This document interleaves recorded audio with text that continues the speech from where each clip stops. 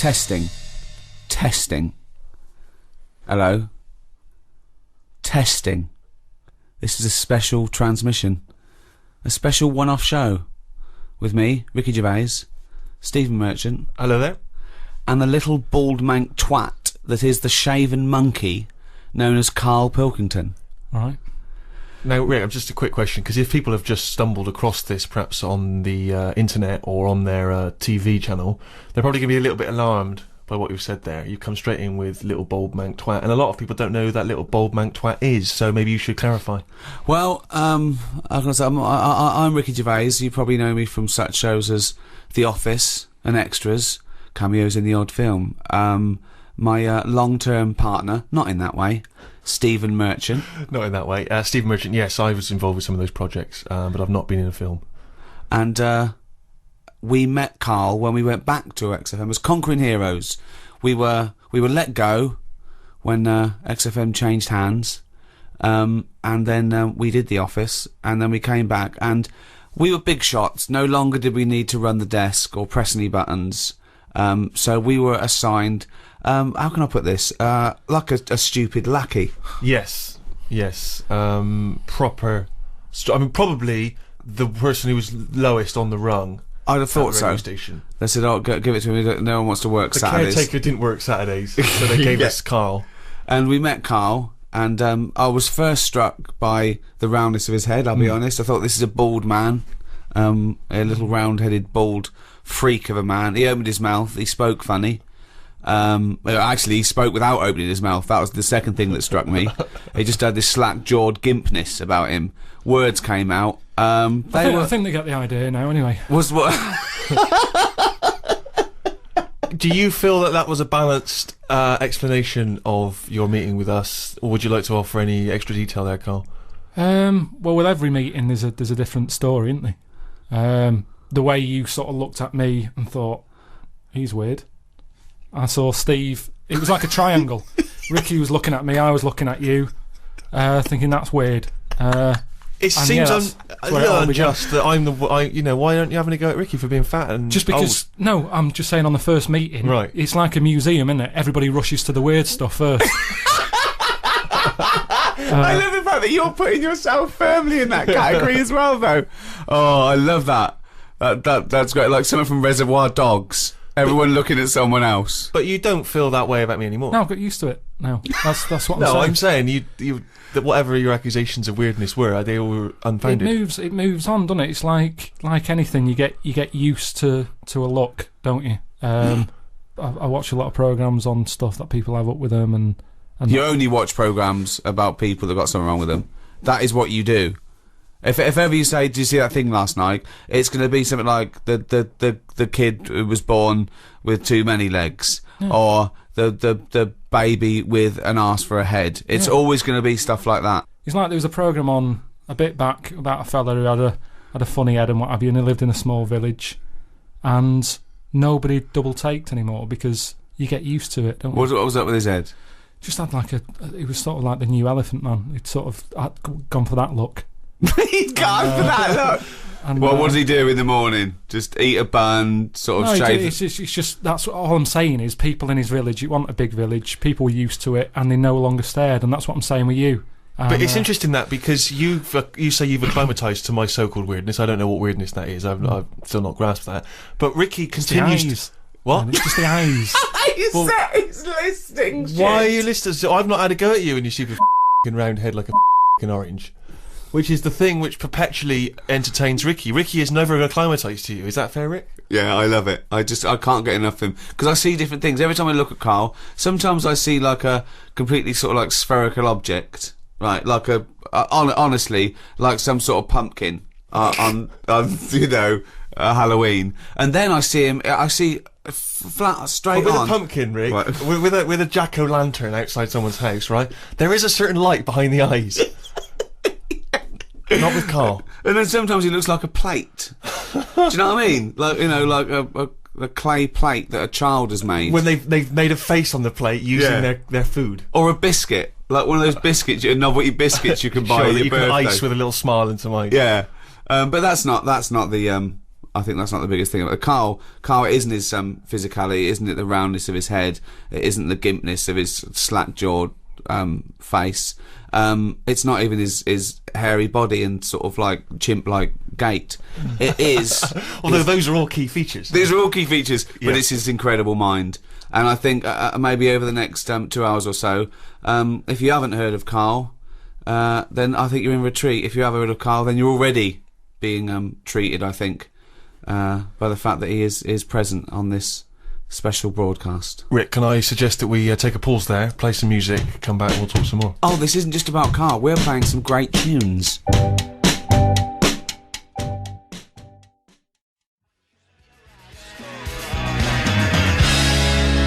Arctic Monkeys, Fluorescent Adolescent. Talking of monkeys, we're here with Karl Pilkington. I say we. I'm Ricky Gervais. With me, Stephen Merchant. Hello. Doing a special one-off broadcast. Now, it's special in the sense that I don't know why it's special. I started that sentence. I had no. I had no backup. It's not particularly special. We've done this thousands of times.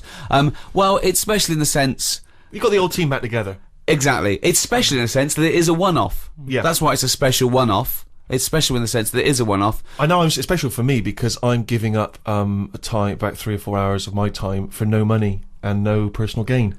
So well, it's a special treat you for say me that. Now, Sammy Jacob, right, is the guy that founded XFM and gave me and Steve our break in entertainment or whatever, comedy.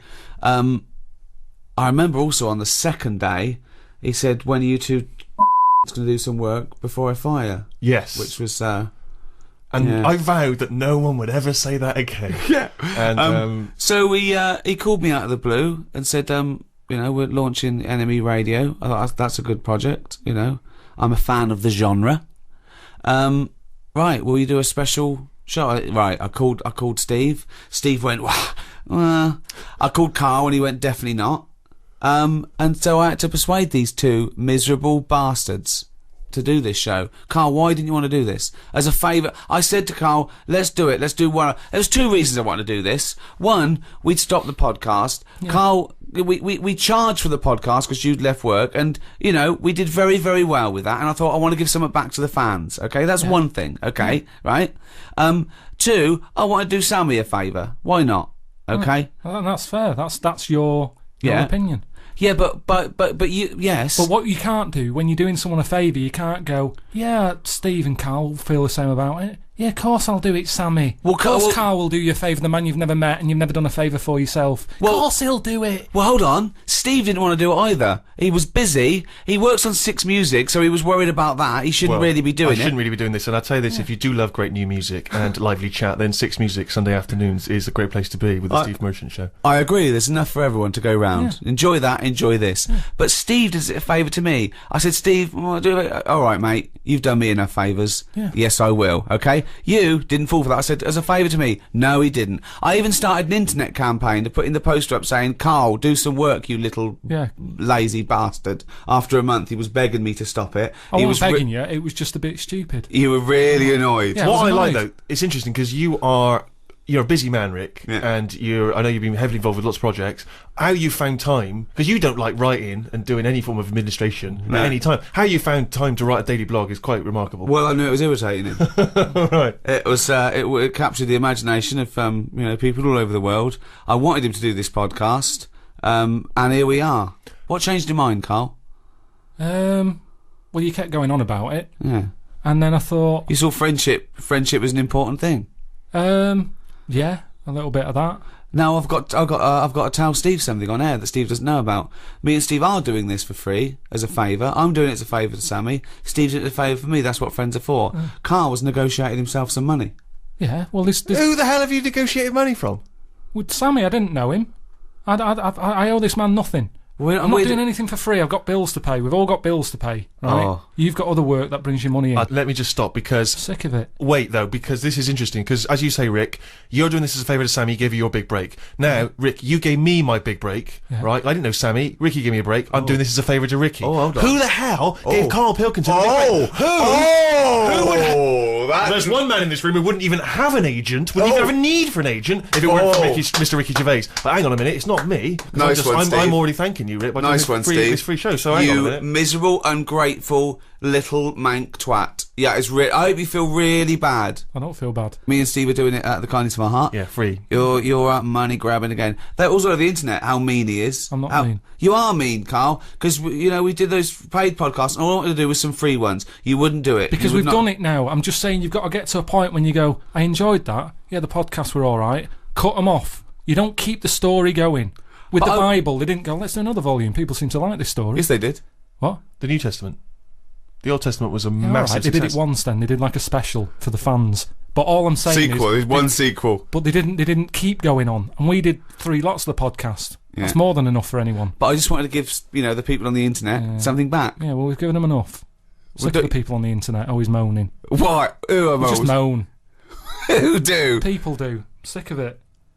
Calling me Graham. They said I'm not even real. They said he's an actor. He's called Graham. That annoyed me. That's the thing that annoyed me the most. Graham. Of all the names. It's just that if I'm not me, what am I? That's the thing that annoyed me most. If you're not me, what am I? Well, it would annoy me if someone was accusing me of something. I mean, that's the thing. No, it annoyed you because they were stating a falsehood. Yeah, that's what annoys me. That's what did me head in. Let's play a record and be back with Carl after this.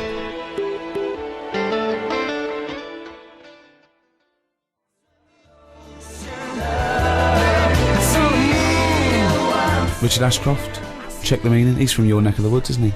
Wigan. Yeah, we were just discussing the fact how miserable and mean Carl is. He won't do anyone a favour. Do favours. I shifted your telly. Oh, hold on. He shifted my telly. I gave him a television. I gave him a bed. He went, I shifted your bed. No, I gave you a bed. That's how he couches things. I cashed that bloody cheque you wrote to me. Unbelievable. Who's the last person you did a favour for where you weren't expecting something in return? I'm always treating people. I've told you, if I have a good day, at the end of it, I'll go, do you know what? I'll treat them. Treat who? It might be a homeless fella. It might be some charity. I'm sick, honestly, the amount of money I give away it might be a girlfriend who got a lovely new camera for Christmas, still wrapped up from when it was given to you as a leaving present. So... all this stuff about you're doing so much for charity. You honestly tell me, you think you're walking along, you're whistling, oh, I've had a great day, me. Hey, you never have a great day. No, I've never seen you have a great day. It doesn't matter what, it's unbelievable. You're whinging all the time, miserable. Yeah. Nothing impresses you, nothing at all. The best I've ever heard you was alright, that. Well, tell us about the last time you had a great day. What was the last great day you had where you thought, oh, I must end this by giving some money to a homeless fella? I mean, yeah, I don't have a great day. but what I mean is, a day when I go, do you know what? I'm quite content. That's amazing! It's a long way from a good day. That is the equivalent of him skipping along. No, every night before I nod off, I lie there and I think, what sort of a day have I had? And I'll go through it and I'll go, yeah, that was alright. How boring is that? No, it's good. You've got to do that. Otherwise, what was the point of the day? If you're never going to look back on it and go, what have I done? Yeah, that was alright. What's the point of it happening? But how often do you go, wow, I've really achieved a lot today?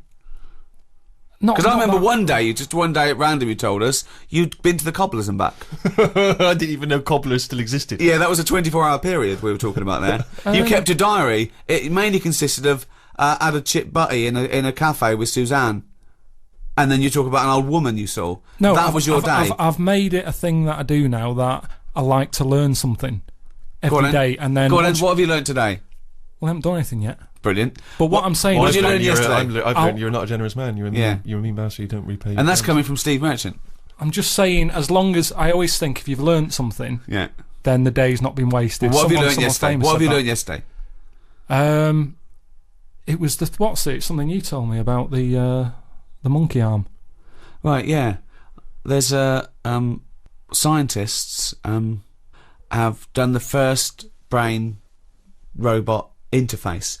They've put like 100 electrodes on the part of the cortex that is for your motor system, and they put it on a monkey's brain, and through the power of thought, he learned how to use a robot arm. Wow. So just by thought, just like you do your own arm, you know, and it took him a few days, not years. In a few days, this monkey was making this robot arm pick up grapes and put it in his own mouth through the power of thought, right?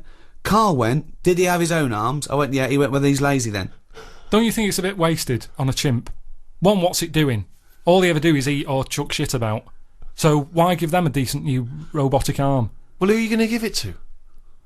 I just mean give it to something that is going to get more use out of it. What, a giraffe? No, something more. If they could link that up to a worm, I'd go, that's good. Well, how could a worm think to use a robot arm? Listen to me.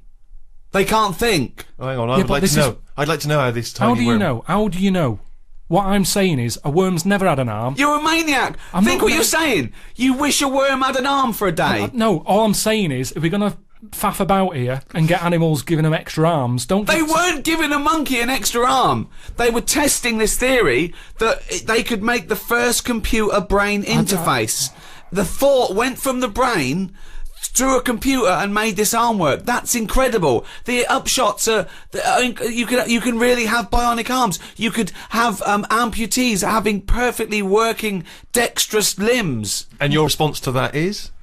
Give it to a worm. I'd just say I'd be more. I'd sort of be fascinated about seeing it more. If they said, look at what the worms wants to do with an arm if it had one.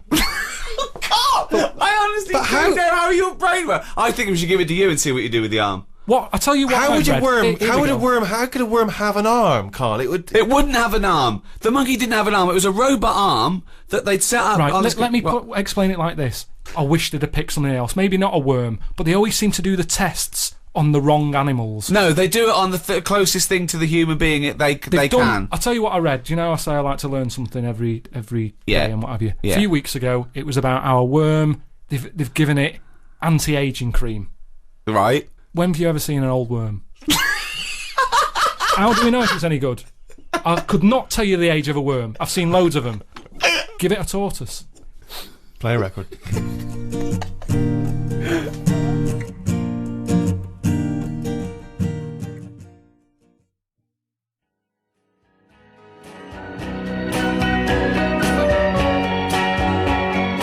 Bob Dylan, Positively 4th Street.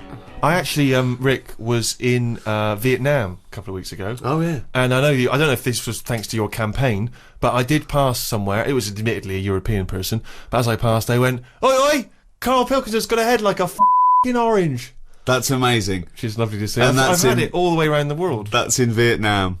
What were you doing in Vietnam? Just heard there was a war. Went over to see if that was wrapped up. They finished that a while ago. So you've been to Vietnam. You went to popped down to Cambodia at the same Cuba, time. yeah, Cambodia, Kenya. I was wondering, would you ever consider going to a holiday destination where you didn't have to have injections in the stomach to get in?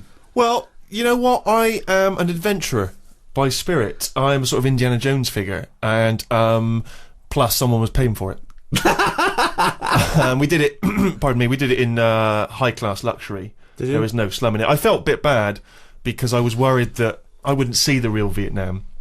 But I did see the real Vietnam from the air-conditioned 4x4 that I was being driven to my 5-star hotel. And what's it like? It's great. It's really good. I mean, obviously, the war was a long time ago, so they've got back on the, back on their uppers. I don't know what I mean by that, but anyway, that's the other way around. If you're on your uppers, isn't it? Yeah. Back on. Anyway, it's doing well. A lot of nice people, a lot of generous people. Obviously there's poverty. Yeah.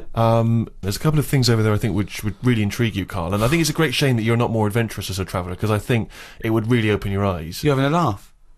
He has about 9 holidays a year. Yeah, but he goes to the same place, doesn't he? Some rock in the Mediterranean. Yeah, it's safe. I know Vietnam's there's nothing there. I know, but I don't sort of. What I've seen of Vietnam, I had a mate who went to somewhere like that. He showed me a picture. I had a picture of him walking round with a bag of locust that had been sold, and that's to eat. Well, I did actually utter the phrase at one point. Oh, I think that gecko's repeating on me. That's what I mean. So, I mean, I am quite exotic. I don't mind. I tell you what I didn't do, though, and I think I would fascinate to have seen you down there. There's a place in Vietnam, just outside of Hanoi, called Snake Village. Right, and it is a long, long tradition in Vietnamese culture of eating snakes. In fact, one of the tourists even said, one of the guides actually said, "We will eat anything," and they eat snakes over there. And I'm not just talking about tiny little ones. I mean proper, great big mammoth snakes. Sometimes even king cobras, which I think may even be endangered in some parts of the world. And anyway, in Snake Village, you go over there. I didn't go because I was just a bit too squeamish. You sit down. They bring a great big snake. You choose it like you would a lobster. They bring you that snake. They sort of give it a bit of a demonstration. Then they slit it open in front of you. That's disgusting. The blood dribbles into a cup, and then if you're the guest of honour, they take the still beating heart and they make you drink it from a glass. Yeah, you see, That's disgusting. I've never fancied that. No. I've never sort of thought, you know what? I just think it's not holiday, that. It's like endurance. Well, I don't... I'm not suggesting that you would enjoy that. I'm saying that there are many of these interesting, exotic worlds out there. You just stay closeted in your tiny little world and whinge about everyone else. Oh, and this and that. You've got no real empathy. I mean, I went to some extraordinary places in Vietnam. There's quite a lot of floating villages. Yeah. Villages that are actually floating on the water where the fishermen Well, he's live. had trouble with his boiler. There was a big leak in your flat, wasn't there? But that's fine, looking at stuff like that. All I'm saying is, when it comes to the point when I'm getting hungry, don't be serving me a snake's head. I'd love to see a little floating village. But why is it every restaurant you go in, they go, do you want some crispy ant? Sea urchins? Some mate had one of them. He said it's sort of alive when you're eating it. You have to hit it on the head to knock it out a bit and eat it before it wakes up again. I don't want a meal where you're sort of having to do that to it. I'm not going to enjoy it thinking, is it waking up yet? I haven't finished my starter. Oh, it's rolling about a bit. Hit it on the head again. But this shows your ignorance, Carl, because Vietnamese food is not like that at all, is it? I'm just talking about one particular exotic restaurant. What was your last holiday? A couple of weeks ago, wasn't it? Yeah, it was a cheap one though. Go on, where'd you go? It was only 250 quid. Yeah, brilliant. Go on. Just a place in You Menorca. don't want to waste money, do you? Menorca. It's just... You've been there before, haven't you?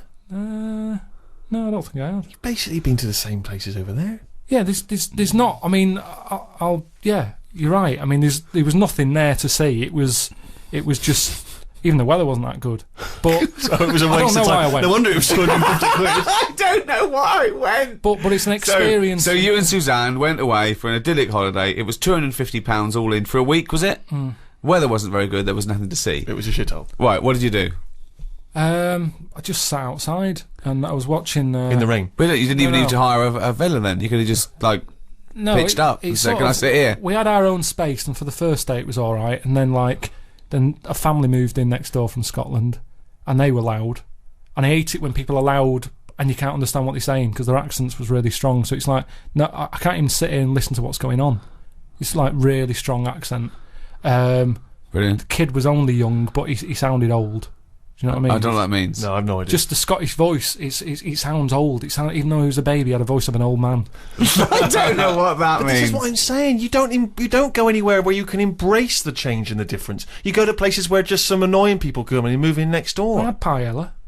I mean, it depends how much you want out of life. How much, what... Yeah, like I've said to you, life's about learning. What do you want to learn? I'm just saying that's what life's about. If you don't learn anything, then what's the point? You might as well be a mayfly. Right. We've got all these years on the planet. Yeah. See something. Hold on. This is what Steve's saying. I know. But I'm saying, watch it on the telly. There we are. There's the rub.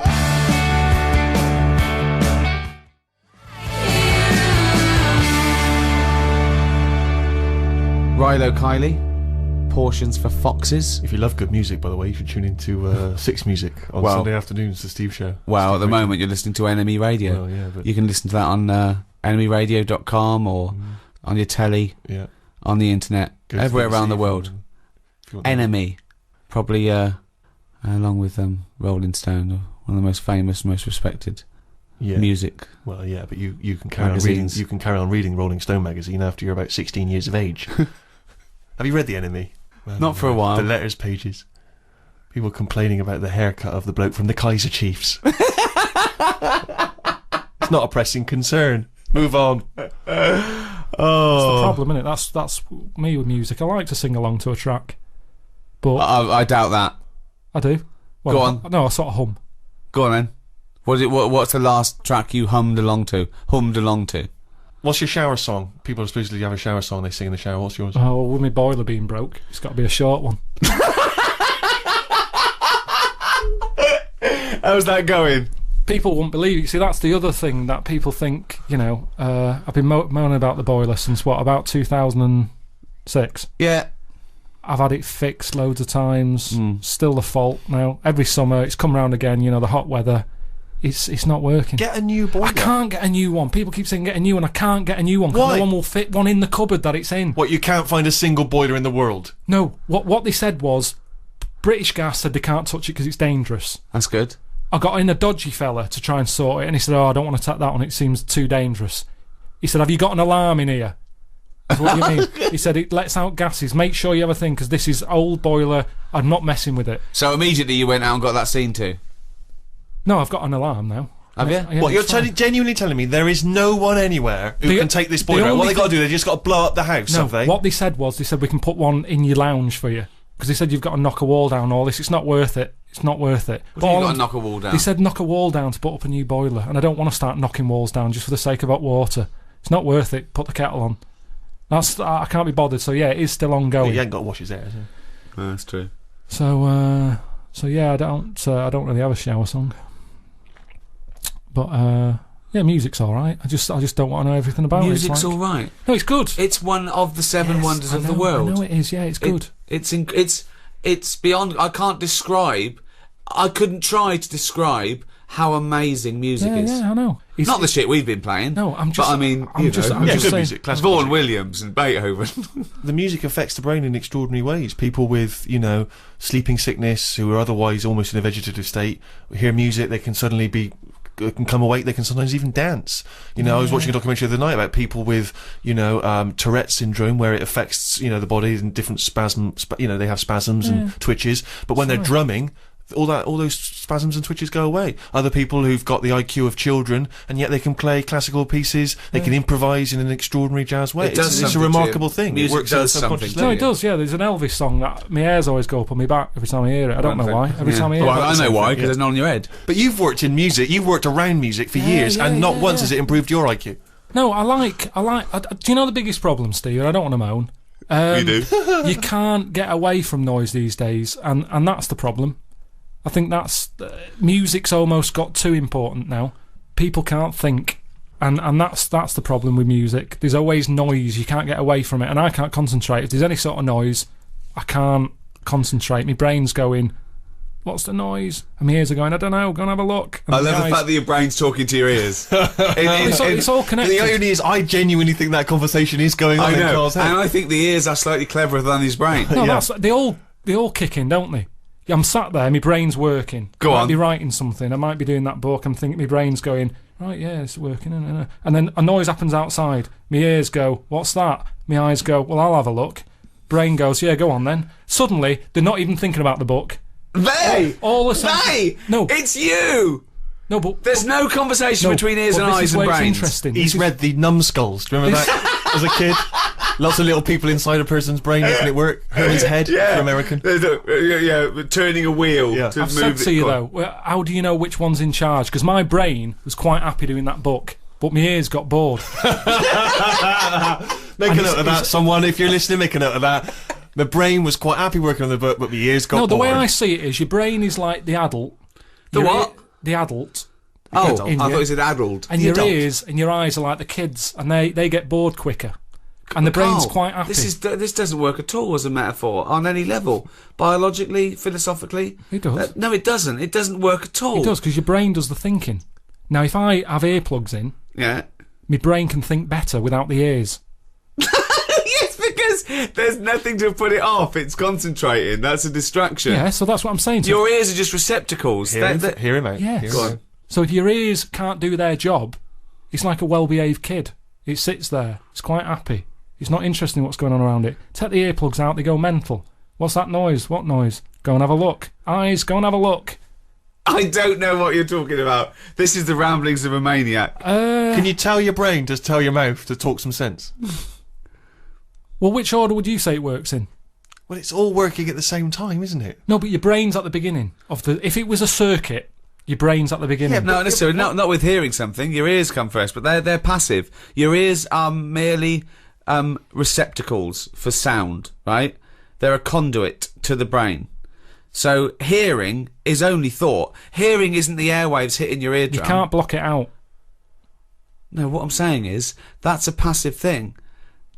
Your fingers, when it touches something, it's your brain that develops that information. Your fingers aren't going, oh, I recognise that, it's a piece of cheese.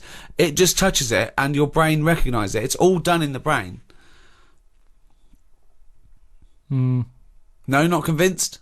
I'm just... That information is still being worked on by the brain. All I can do is tell you the way I work, and I know if I'm sat in a quiet place... No, Carl. ...with nothing around me... No, you can't tell me the way your brain works. My ears get bored. That makes no sense at all. I'm telling you, if I'm in a quiet place, my brain is happier. It can focus on what it's doing. The ears almost go, there's now to here, call it a day. The eyes, no, they don't. My eyes are going, well, there's now to see outside. Just chill out.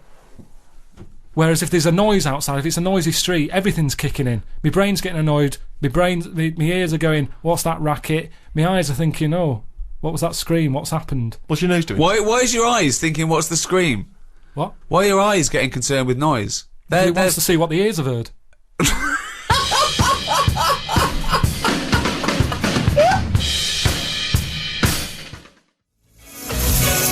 Cure, Lullaby on NME Radio. With me, Ricky Gervais, Stephen Merchant. Hello. And Karl Pilkington. Right. Now, straight after your holiday, you got home and then came out to visit me in Boston on the set of my film I was doing. How was that? Well, I didn't want to do it, did I? He called up and said, do you want to come out? And do a favour for me. Ricky said, can you do a favour for me? You thought no. Well, no, I didn't just go no. I sort of said, what is it? And he said, oh, well, you can just have a part. And he's like, what's the point though? I'm not an actor, I can't act. What's the point? It's a long way to go. So anyway, he said, alright, don't bother. Then a week later, calls back and he says, bring Suzanne with you if you want. Oh, holiday. So I thought, yeah, I could treat Suzanne to that. I thought a little part for him. They'd probably pay 2 flights. Yeah. You know, she's coming out. I thought, share it with friends. I was a generous guy. Yeah, so I thought, oh, she'll love that. That'll get me in a good book. So I said, listen, we're going to Boston. She goes, right. Anyway, Ricky books the tickets and that. She can't get time off because we'd just been in Menorca. So they said, hang on, you've just had a week off. You can't go anywhere. So I had to go on my own, right? Which, you know, fair enough. I'd said I'd go by that point. It'd all been booked. The costume that I needed for the film bit had been made. I couldn't get out of it. I was in too deep. Anyway, go there. Boston isn't worth seeing. I mean, you're talking about travelling the world and you know, opening your eyes and seeing new things. There's nothing to see in Boston. It's Dunkin' Donuts and Starbucks. There's nothing else, is there? I'm not being unfair there. I mean, it looks nice. There's nice buildings. You mean there's not a museum of the weird? There's they had something to do with tea bags, didn't they? That I told no, it's the Boston hotel. Tea Party. It was nothing to do with tea bags. It was the Boston Tea Party. That one of the founding events of America. I know, It wasn't something to do with tea bags. So other than that, it wasn't chimps. There was no chimps involved in the Boston Tea Party. For me, I went out for a walk on 2 of the days when I wasn't having to work. And only worked for 1 day. Well, got 3 days free, 4 days in a hotel, all paid for. 1 day's work. I mean, it really is ungrateful. Mm-hmm. So anyway, Steve, I dressed up as a caveman in some old animal stuff, which you thought, well, this was for the film, was it? This wasn't just your natural. Yeah. Sure. So could I just say, it was not real fur. I insisted there was no real fur. Well, used. you say that. Yeah. I get back, right, I'm run down because I didn't sleep when I was out there. I'm not very good. If Suzanne's not in the bed, there's something, it's like I feel... What, she's got to be there to tell you to sleep? Well, right now, Carl. It just... No, and our ears, stop listening. Listen to my words. Stop, sleep now, ears. So anyway, so I wasn't sleeping, so I was there for 4 days or whatever. I must have had about 3 hours. One real day's work filming, and he was shattered. Really. He was absolutely shattered. He was weak. He was ill for a week afterwards. I did like 35 days, you know. Yeah. So, yeah, but you were sleeping. If you don't sleep, it's basic sort of biology, that. If you don't sleep, you get run down. Sloths never get a flu. Because it's good, isn't it? That's when your body's replenishing. Stop. Can we just go over that one? Replenishing. What is it then? I'm gonna burst. Sloths never get flu because that's when your body's replenishing. So So the thing is, I'm bound to get ill. Steve, you know what it's like. You're always like got a cold and that. Oh, he's dissing you. Everything's what's it got to do with I'm just saying because you're a bit of a sickly child, so you don't Oh, jeez. I'm only to go at the looks understand. and then Only because I'm trying to get him on my side. So anyway, so I'm shattered. I get back, so I think it's a bit weird that this isn't shaking off. And there was some news report about how there's some serious illnesses in planes because stuff goes out the engine and into the... Oh, yeah, it's people from all over the world with all different things. Yeah, breathing the so same I'm thinking, air, yeah. oh, what have I got? You know, it's my luck, innit? So I go to the doctors. The doctor said, well, you've done a whole day's work and you're not used to that. Your body's shut down. So he said, You better have a holiday. Yeah, you need. This is when your body needs replenishing. And I am a doctor, and I know replenishment is one of the best. Replenishization. So- Replenishization is one of the best things for slows. So I said to him, I said, look, I'm not one to moan. I hardly go to see him. He went, "Oh, you." I hardly see him. I hardly see this fella. So I said, look, I can't shake this cold off. I woke up the other night shaking. And he said, oh, virus. Right. So... which isn't scary at all, because everything, well, there's some dodgy virus, isn't Well, there? yeah, but there's some... That's what I'm saying. So, Yeah, that's of course, it's why a I'm worried. virus. Yeah. What else would it? What else would it be? I don't know. Not a doctor. So I said, oh, when's it going to go? And he said, oh, might be 2 weeks, this one. Seems like a bad one. You're quite clammy, he said. So I said, yeah, I feel a bit clammy, yeah. And he said, yeah, you will do. So anyway, so I felt happy about that, and I'm more confident with the doctor because, you know, you've got your vest off and all that, so you think, why not just let him do a bit of a body check? So I said, doctor, whilst I'm here, I think I've got some eczema on my leg. And he goes, let's have a look. And I said, there it is there. And he said, that's not eczema. So you've got a touch of ringworm. Blimey. Right? So straight away, anything with a worm in it, you're going, you know what? Yeah. 'Cause it makes it sound worse, doesn't it? I was thinking like tapeworm and stuff. Yeah. So he's going, yeah, ringworm, and he saw me panic, and he went, don't worry. You it's not- pictured a worm with a giant Well, mechanical arm crawling up He your back. could see by my face was a little bit like, I've got a worm in my leg. He's going, don't worry, it's not a worm. And I said, how have I got that then? And I reckon it's from this bear suit. That I It had to wasn't. wear. It was. Well, it was It's a fake little bit fur. weird that I had No, it was bare 'cause you're in boots lo- on. I had bare boots on, Yeah. and where the bare boot was, I ended up with ringworm on my Do you leg. know why it is where it was? Because the only bit of your leg showing, because you had bare boots on, fake fur, with a fake fur tunic, and the only bit showing was your shin. You were walking around in long grass. You got it from the grass. Well, no, because I said to him, because I wanted to wear the words bear suit from him. I said, where What's the chances of that? Yeah. I said, where... Doctor, what might I got this from? And then you just shut up and waited for him to say I said, bear suit. it's a little bit weird, isn't it? I said, I thought that died out with rickets, right? Because I'd never heard of ringworm since I was a kid. I remember some dirty kid had it at school, and my mum sort of said, don't go near him. So I said, ringworm then, doctor. Where have I got that from? Thinking he'd say... Have you been wearing a bear suit? Yeah. Anyway, he said, well, he says gay people get it. What? Yeah. No, he didn't. He did. Why did he say that to you? Well, out this of is the what blue? he said. He said gay people. I said, right, tick that off. He said wrestlers. Why do wrestlers get it? And I said, I don't understand the connection. I said, I don't know, any gays. I don't know any wrestlers. And he went, well, it's the body, skin rubbing. Well, why do only gay people get it then? Why don't heterosexual people get it? Don't know. Didn't quiz him. But then he said, what about... Did the doctor really say to you, gay people get it? He might have said, like, homosexuals. Does this doctor operate from a park bench somewhere? Sorry, Does he have a lot of carrier bags with him? Why would his first thing be ringworm? Gay people get it. So yeah, I said not gay. No, I said I don't know any wrestlers. That's a fact. And then he said, have you stroked any bald pets? Any bald pets? Bald. He said, have you stroked anything with hair missing? Bald. That's just yourself. And I said, I can't remember. And I couldn't be bothered. Sorry, were these all euphemisms? Like, wrestlers get it. Wink. Do they? Yeah. You stroked the little bald hairless thing. No, doctor. Okay, gay people get it. Look. Are you gay? Are you gay? I'm gay. I'm gay. I want to stroke someone bald. So I didn't want to get into the bear suit thing because then he'd be thinking, what's he doing? No, you've got it. So what? Wait. So he had a list of he's reading this off a list, was he? No, he did it from his head. He knew it already. He didn't have to look at a form or anything. He went ringworm. He's obviously had a few people in there who have had it, and they've gone, ringworm? That's a bit weird. Where have I got that from? And he knew straight away. So He said he's had 3 people in there with ringworm. Popular. One of them was a wrestler, one of them had a shaved dog, and one of them was a homosexualist. Is this the same doctor who Told me that my nerves were too short for my body. Yeah. Different fella. So yeah, ringworm I got from my time in Boston. Well, that was a heck of a story. I'm beginning to wonder if the reason Suzanne didn't go with you on that trip was not to do with work obligations.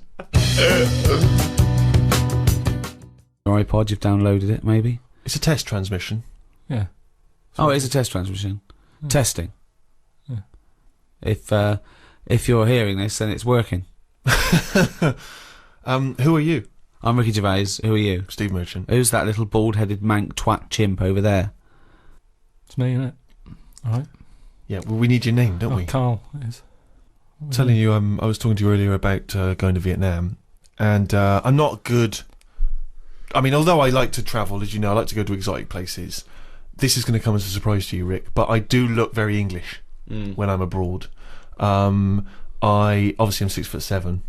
I'm quite pasty and white, and I find it very hard to blend in with, say, Vietnamese people. Sure. But this time I thought I'd embrace this, and I've brought you something as to show you. It's not really going to be very helpful on the NME radio, but I decided to wear a hat. I thought I'd buy a hat and wear a hat. And I thought that I bought this last minute as I was just before I got on the plane. I was doing some shopping. I thought I need to, because you can think it'd be something like from a Graham Greene novel, right? Exactly. They'd go, they call him the Englishman. Exactly. He's the wisest, and yeah, exactly. Yeah, exactly. So I thought, because you can kind of reinvent yourself when you're abroad in some way, can't you?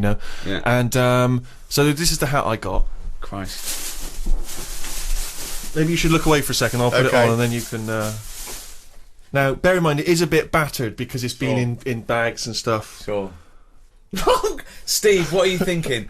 Right. No, it is a bit battered and damaged, I admit. Okay, how can I, right, it looks like a cross between something Miss Marple would wear. That's nonsense. No, it does. It looks a bit like that. And there's a beer with a bloke drinking, what's that called? Moretti beer?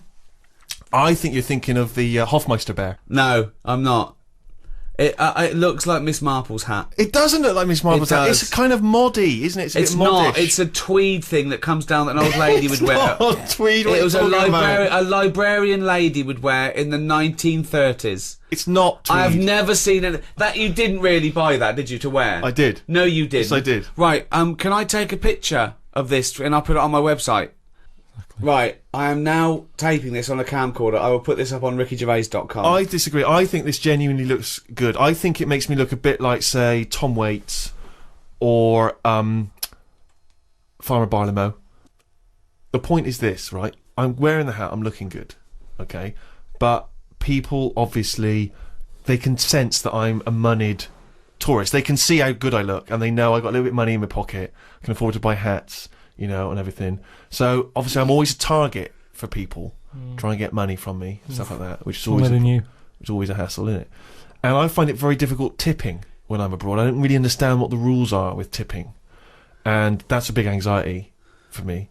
And also I have problems with the conversion, because obviously when you go abroad. So the Vietnamese dong. Come on, there's nothing funny about that. That's just what it's called, right? For $63 you can get 1 million dong, right? That's a lot of dong.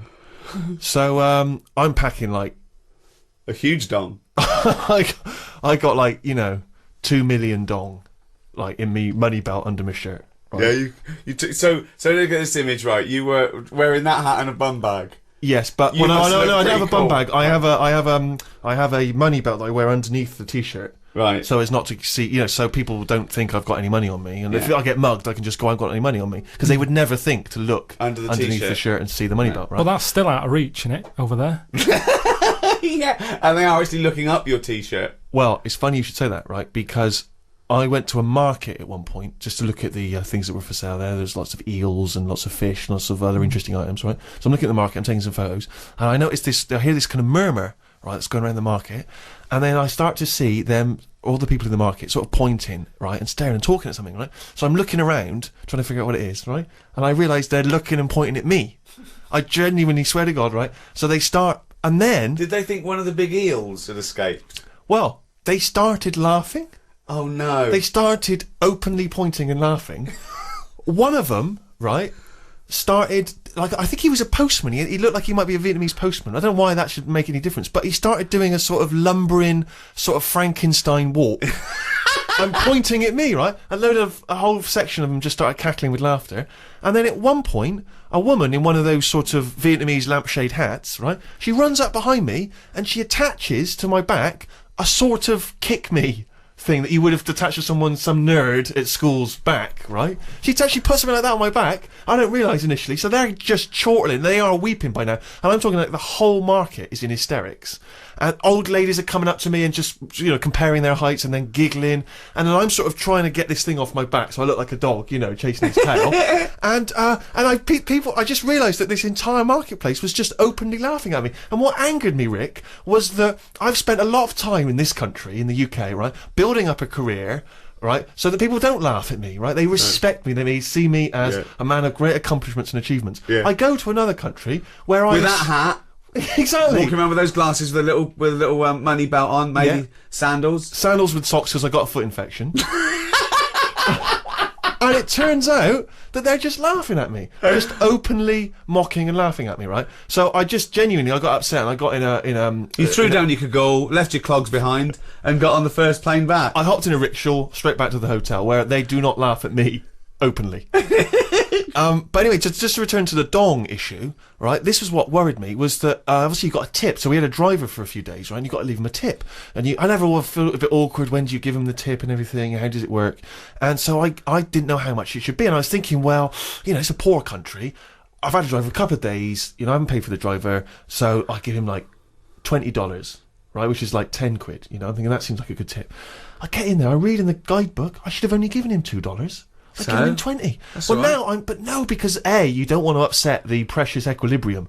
You don't want to upset the financial equilibrium because he might have gone berserk. Yeah. That's $20 is a lot to him. He might have left his family, bought a different, corrugated iron shack somewhere else. What if he turned up with a hat like yours and said, exactly, we're mates now, aren't we? We're mates now. Let's go back to England. Let's pick up some ladies. So I was a bit worried. So I was thinking of asking for the money, for some change, but I didn't think that was appropriate. So, but then I was worried because then I was thinking, what if all the other drivers within his organisation find out that I've given him like $20? They're all going to be expecting a big tip. Yeah. So that was a big worry. But more than that, we'd also had a guide with us, so he was bound to find out how that thing is. Right now, I didn't have any dollars left, and I thought, well, I've given that guy 20. I got to give the guide who's been talking English to us, showing us around, helping us out. I got to give him 50. Even more. Right, I ended up giving him $1 million dong. And how much is that? $63. I tipped someone $1 million. So he's a millionaire now? Yeah, I made someone a millionaire through my generosity. Well, so did I. He's sitting over there. That's absolutely right. But he doesn't want to give anything back. So I know how you feel, mate. Old man, look at my life. Neil Young, old man. Karl. Now, traditionally at the zoo, they have to dart a dangerous animal, a lion or a gorilla or whatever. What? They have to dart it. Oh yeah. Right? Yeah. To take blood samples and check its health and stuff. So it's very stressful for the animal and quite dangerous to give it an anaesthetic like that. So what they've started doing now, there's a bug, right, like a type of beetle, and it's a bloodsucker. It's a little vampire bug. Okay, it's about 3 centimetres long. What they do is they tie a piece of string around it. They let it go into the cage on the chimp. It sucks the chimp's blood without the chimp even knowing. They pull it back and they take the blood sample from it. They've taught it to do that? Well, they're not taught it to do anything. That's its nature. You put it near a warm-blooded mammal, it will suck its blood. So they've just tied a string to it so they can get it back. And how often does it have to do that a day? Well, I don't know. Why are these the important questions? Isn't that incredible that they've got this amazing symbiotic relationship with a bug? Because that's is it the same one? Say if there's No, 8 chimps. oh, jeez. Carl, listen to me. No, let him. I want to. I'm just saying, if there's 8 chimps in there, Yeah. 1 beetle. Yeah. By about number 5, that's going to be sick of eating. Well, then they probably have different beetles, and they let it. And Carl, I don't know why this is the. I'll tell you why it annoys me. avenue Because of questioning. it annoys him. the other concern is that beetle. It might be enjoying, getting the blood and what have you. What happens if one of them's got AIDS? What, one of the. One of the chimps. That's where it came from. So say if there's. Well, then they know, and they say, "Oh, this chimp's got AIDS. Let's." And what about the beetle? What, you're saying you're worried that the beetle will contract AIDS? Well, I don't know if that's how it works, but all I'm saying is, you get a dirty chimp in there. It's got a touch of that, and the beetle gets it. And all I'm saying is, it seems a bit unfair. What are you worried about the beetle? Working hard. It's eating what it likes. This is the same as getting in foreigners to make cheap trainers. To me, they let the beetle do what it wants. I mean, how long do they live? I read the other day about some elephant beetle. They get about 4 months. Right. What do you think of this? Right, this elephant beetle in the paper the other day. Yeah. About the size of a gerbil. Right. Massive. Odd-looking thing. Mm. The bigger, the uglier it is. Why are you looking at me? No. In a way, that is the way it works, isn't it? I think size is a big deal, isn't it? In a way, because this is interesting. well, we better being smaller, aren't we? Well, it depends. What do you mean? Well, no. If you're afloat in the Atlantic Ocean and it's 4 degrees centigrade, it'd be better to be fat. I didn't really mean like that. I just No. meant in terms of like Steve. I've mentioned he's taller than us. Yeah. He's always ill. Well, that's nothing to do with his height. I just think bigger people. It's like that Zhang Lung or whatever, the world's tallest man. He's always sneezing and that. He's always got something up with him because he's not meant to be that big. Small fellas, you never see a midget in a doctor's waiting room. They never get ill, do they? You never see one getting run over because they're too small, so you don't hit them. So it's. I think size. If you're too big, You never see a midget in a doctor's waiting room. so the Well, thing, maybe they're there. no, they're not. They're not. So what I'm saying to you is this beetle that's massive, size of a gerbil. Yeah, but it's still. But a gerbil's small. What do you mean? No, this is a big one. This beetle is massive. It lives 4 months. Lives 4 months. Been found in a banana crate. Right. Right. It's over here. They're upset for it because it's been in this banana crate for, it could be like 3 months. And the whole purpose of the elephant beetle is to have it away. That's all it wants in its life. It's only got 4 months and it loves having it away with another beetle. And it hasn't had it. So they found it in this crate and it looked distraught. They said it was showing all signs of like desperately wanting to have it away. It was Well, when you can wank yourself to death with 6 legs, you leave anything alone for 3 months in a dark crate. Just eating a load of bananas. Yeah, eating bananas and whacking away well, anyway, 6 times at exactly the same moment. its feet go apparently. I bet it does. What do you mean its feet go? That's a sign. When they got it out, they were they got the experts in. They said, "What is this? We've got a beetle here the size of a gerbil." They said, "We'll come round." They had a look. I'd say, well, how big's the gerbil? That's just scientists HQ. There's a hotline you can phone. Come up. round. Right, you'll need a gerbil-sized box to bring that round in. Come round. Ring operator. Can I have people in charge of giant gerbil beetles? I'll put you through. Hello, gerbil beetle people. I think I've got one. Come round. Anyway, its feet were going. What do you mean its feet were going? Do you mean it was dancing like Lionel Blair, or it had bunions? I haven't seen one, but There's a surprise. I just read that that they were saying, yeah, we know what's the problem here. Look at its legs go, and they go up and down a lot, and it means that it wants like a partner. It's dying for it, and they were saying they only live 4 months, and it looks about 3.5 months old. This one. How could they tell that? The problem is they haven't got any of these beetles here, Right. so they've had to, instead of flying it back out, Yeah. they've gone over there to try and find one to bring it back because of the stress and that it's had, and it's older. Couldn't you put a gerbil in a beetle outfit?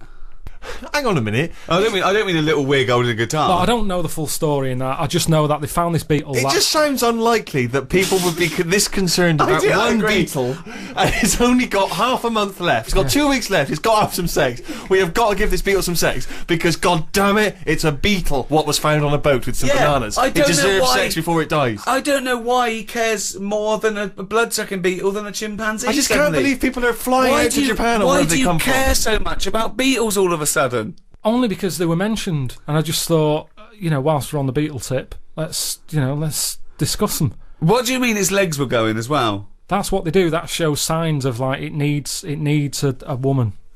It's never had one before, which is weird. That's what I was going to say. It knew even though it didn't. And you're talking about me brain and my ears and all that. There's an example of how the beetle's not in charge. There's something else going on in its body. It's called instinct. Yeah. But that's true in a beetle, but it shouldn't be true in a human being. But it is though, isn't it? Otherwise, how did the first baby survive? How are we here now? Because you look at babies and they're spoilt rotten. I'm sick of it the way they don't do anything for ages. They wouldn't survive. A kangaroo comes out, it's hopping around in about 2 hours. Babies, they sit there for months. So there's a very good reason for that. I've told you that. It needs its mother. If that was in a banana crate, it would have given up after about a week. What I'm saying is... a couple of days. It would have died in a couple of days, probably. Yeah. Whereas this beetle, he didn't know the outcome. He didn't know if he's ever going to see this partner. Yet, even though he's been in this crate with bananas for 3.5 months, it still wants to have it away. Now, if I was that, I'd be like, I'm not in the mood anyway. Why do you equate yourself with the beetle? This is what I don't understand. No, I'm not. I'm just saying how that's where nature's good, and I think the beetles are better than us in a way. We have got our brain, we've got our creativity, we've got our cognition, we've got all those things. That's our forte. That's where we kick in. Thought, introspection, art. I agree. Well, I could not live in a crate full of bananas for 2 and I admit that. I admit that if my mum had given birth to me and then dropped me immediately in a bin, I wouldn't have survived. Yeah. But I don't see your point. And I understand that beetles can do that, and I can't. But do you know what? The Beatles, they couldn't have written and directed The Office. So let's call it even. Hey, all this talk of the Beatles, right, has suggested to me, let's have some more music. Here's the Rolling Stones. Oh, doesn't work.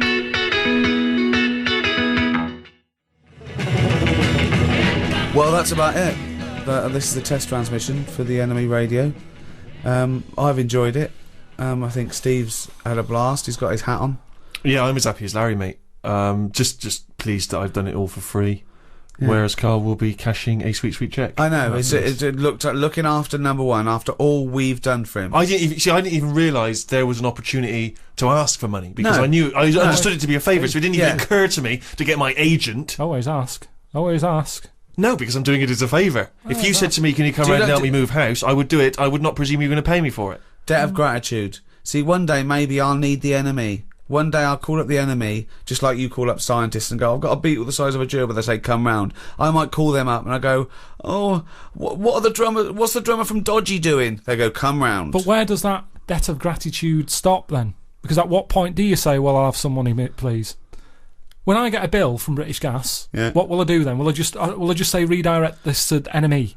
Because a little debt of gratitude. Sammy Jacobs, the fellow who runs NME Radio, send the bill to him, please, British Gas, because he'll sort me out. No. He'll go, what are you talking about? That's not my bill. Sort it out yourself. And that's what I'm saying. The world moves on money. I make money to pay the bills. It's not for me. Sometimes I never see it. Doesn't even touch my hands. It goes in the bank, out the other way. Doesn't even stop. There's always people taking money off me for this, that and the other. And I'm not moaning about that. But all I'm saying is... That's I know this and that costs you money, but why are you paying for the other? Business, innit? Alan Sugar, he'd say you're mad, you two. He'd say you're stupid. What are you working for free? What is this? Charity? Well, it isn't. He'd sack you two. He'd say, Karl, you're hired. I would love to see you on The Apprentice. What would Karl be like on The Apprentice? Wow, that would be amazing. That would be amazing. Well, firstly, he's not a team player. He's not a team player. No, he'd just go out getting his own money and say and not share it with anyone. So that's number one. Joking. That's number one. 2, you wouldn't want to do it. You'd say, well, why am I doing it? For that, I've got bills to pay. Do what? Well, exactly. Whatever he asked you to do. No, it's a task, isn't it? And I wouldn't go on there. Well, anyway. treat this is like a task. Well, okay, here's a task right now. Last night on The Apprentice, they were doing interviews. Oh, don't tell me anything because I don't know who's in it. I'm No, catching up. I won't. Away. All I'll say is that one of the interviewers says, and it's an old interviewing trick when you're working in business. They say, "I've got a lovely luxury pen here, right? Here's a classic old Bic biro, right? Now you've got to sell that to me now, right? Sell it to me now. How would you sell it to me, right? So this is a pen shop? No, it's a test, right, to see how well you can sell something, okay? Yeah, but... Doesn't matter what it is. In this instance, it's a cheap pen, right? No, but Send it to me. Tell me the virtues of that pen. But Go. have you come to me or have I come to you? No, what do you mean? You're selling me that It's pen. a task. You've got to show us how you would sell a pen to us. What's No, good but it's about... different. Okay, tell me what's good about that Right, pen. go. Sell me the pen. You're on my door, right? You're a pen seller. So I've knocked on You've your knocked door. on my door. Yeah. You're selling me a pen. All right. Go. Hello, how are you today? I'm not interested. What you You don't know what I'm selling yet. Okay. Well, what are you selling? Don't get nasty. I'm not getting nasty. I'm just saying, do you like to write much? Do you do much Yeah, I writing? do some writing. Yeah, Do I'm you? a writer. Yeah. Do you? Yeah. Interesting. How do you do that? Computer, What? You use a word processor. Yeah. Yeah. Computer. Oh. Yeah, thanks very much. Goodbye. No, but hang on a minute. Just, do you ever use a pen? Sometimes I use pens. Yeah, but I got loads of pens. Thanks. I got a really nice pen here. Beautiful, classic. Looks like an expensive fountain It's an expensive fountain pen. My grandfather gave it to me. It's that family one. heirloom. So that's quite a special pen. It It's a sounds special like. pen. I mean, it is a lovely pen and everything. But the problem is, when you go out and about, there's a danger that you could lose that. That is very true. But I mean, I don't really take pens. Have you when seen I'm these, out and sir? Can I interest you in about. Just some looks of like these, a cheap, tatty old pen, mate. Sometimes you just want a pen that does the job, and this pen does that job. Do you want to buy some? No, I don't. Why not? Well, because I've just told you I've got a great pen. I've got a great pen already, and I don't see why I need that pen. It's cheap and it's tacky and Well, it's you're no saying use it's to me. cheap. Do you know how cheap? How cheap is it? Well, it depends how many you want. Well, let's just say for the sake of argument, I want 50 of them. Yeah, I can do that. What kind of How deal would much? you do for me? £8. £8 for 50 of those pens. I can get them for about a penny down the market. Sorry, Carl, you're selling 50 pens for £8. How much do they cost you? Just want to make sure this is a good business venture for you, otherwise it's pointless. How much do they cost you to buy? I got them really cheap. But how much? How much did I say you can have them for? £8 for 50. I paid £5 for 50. So Really? yeah. Wait, this is. I'll have.